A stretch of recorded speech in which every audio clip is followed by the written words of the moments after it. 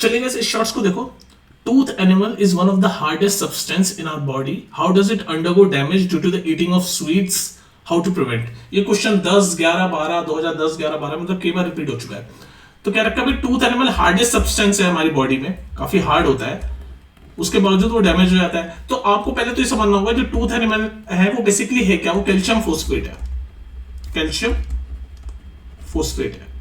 हाँ वो हार्ड होता है, लेकिन वो डैमेज इसलिए हो जाता है कि अगर हमारे माउथ का जो पीएच वैल्यू है वो 5.5 से कम हो जाता है, अगर जो पीएच वैल्यू है हमारे माउथ की अगर 5.5 से कम हो जाती है तो वो क्या करता है, वो डैमेज करने लग जाता है। मतलब बेसिकली अगर हमारे माउथ ज्यादा एसिडिक, माउथ में हमारा जो एसिड पीएच वैल्यू एसिडिक हो जाती है, 5.5 से कम हो जाती है, तो वो डैमेज करने लग जाता है। और ये 5.5 या एसिडिक कैसे हो जाती है कि अगर हमारे माउथ में जो फूड पार्टिकल्स हैं या शुगर है वो अगर फंसा रह जाता है, अगर हम उसको ठीक से क्लीन नहीं करते, तो जो बैक्टीरिया हमारे माउथ में प्रेजेंट होते हैं वो इस फूड को, इस शुगर को ब्रेक डाउन करके एसिड में कन्वर्ट कर देते हैं। और जब एसिड में कन्वर्ट कर देते हैं तो पीएच वैल्यू 5.5 से कम हो जाती है। और जब पीएच वैल्यू 5.5 से कम हो जाती है तो जो हमारे टूथ एनिमल है जो कि कैल्शियम फॉस्फेट से बना होता है वो कोरोड होना शुरू हो जाता है और इसी वजह से वो डैमेज हो जाता है। तो इसका प्रिवेंशन यही है कि आपको हमेशा हर मील के बाद आपके अपने माउथ को रिंस करना चाहिए, अच्छे से क्लीन करना चाहिए।